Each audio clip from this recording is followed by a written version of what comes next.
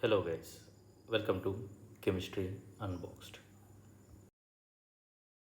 Today we'll be talking about aldol condensation, which is one of the most important reactions of organic chemistry. Okay, so today's video is about aldol condensation. So what molecules give this reaction? So that is the most important requirement for this reaction to happen. What is it? We need aldehydes and ketones with alpha hydrogens. Okay, very important. So all those halides and ketones which have got alpha hydrogens show aldol condensation.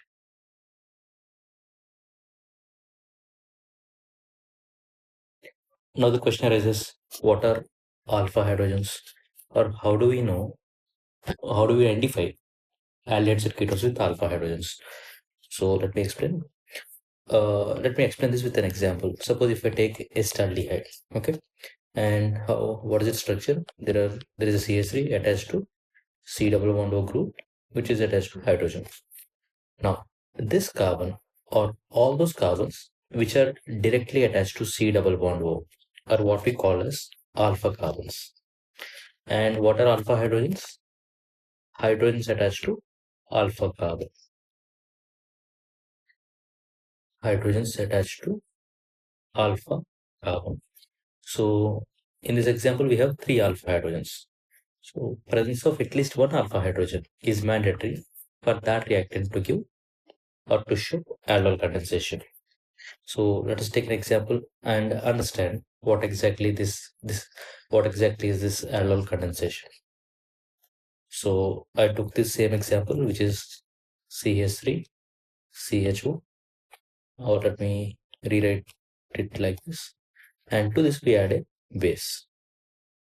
Now, what is the role of a base? The role of a base is to abstract acidic hydrogens. And in aldehydes and ketones, alpha hydrogens are acidic in nature. Okay, what are the alpha hydrogens are acidic in nature. So when you're adding a base, this base pulls out acidic hydrogen. When an acidic hydrogen is pulled out, what are we left with? We are left with carbanion. Now this carbanion acts as a nucleophile. And what is the role of nucleophile? Nucleophile attacks alkophilic carbon. So in that reaction mixture, we have we have thousands of aldehyde molecules. So this nucleophile will go and attack this aldehyde on this alkophilic carbon. So we'll take one more aldehyde. Now this negative charge is attacking this positively charged carbon in aldehyde. Now when this negative charge is attacking this carbon, this pi electron shift onto oxygen atom, and this carbon are joined together. So if I write the net molecule or the end molecule, what do we have? We have CH3. Now pi bond is shifted to oxygen, so O minus, which is already attached to hydrogen. Now this carbon is attached to this carbon, so CH2, which has CH2 attached.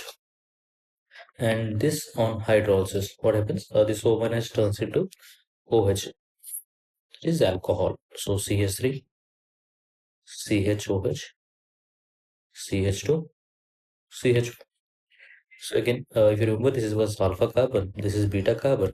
And since we have OH group on beta carbon, this is called as beta hydroxy aldehyde.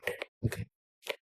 These kind of molecules are what we call as beta hydroxy carbonyl compounds.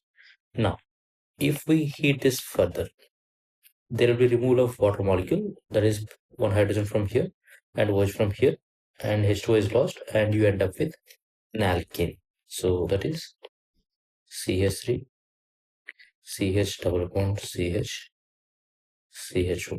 Okay. And same thing again, this is alpha carbon, this is beta carbon. Since we have a double bond at alpha carbon and beta carbon, this is also called as alpha beta unsaturated compound. Okay.